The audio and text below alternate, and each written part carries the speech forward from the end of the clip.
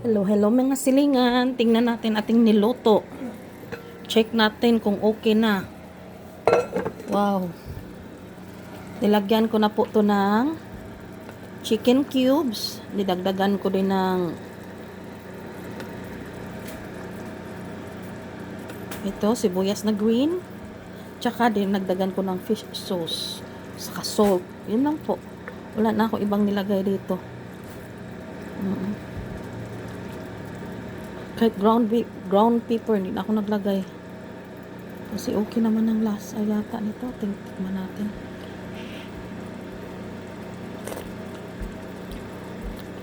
Sarap. Sarap ng sabaw. Ay, sorry po. Sarap ng sabaw. Manamis-namis yung sabaw niya, mga silingan. Yummy, yummy. My love, it's cooked now. So, wait, I'll just put a little bit of brown pepper. Sarap niya.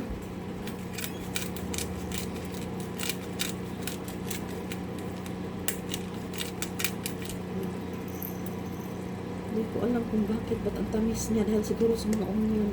Ang sarap. Sakto lang talaga. Yung mga luya. Simpleng luto pero masarap. Simple cooking pero masarap. So, mga silingan, luto na po ang ating tinibuok na manok. Whole chicken, boiled whole chicken. Ano pa tawag nito? Ang sarap niya, ang lambot. Matusok na siya sa ano. Matusok na. So, nilagyan ko ng wala tayong siling espada. Siling na lang dried. Yan. Galing yan kay Sistery. Tingnan nyo po. May mga bituin sa aking sabaw. Tingnan nyo ang taba. Kahit maliit siya kasi Bisaya ba? So, thank you for watching.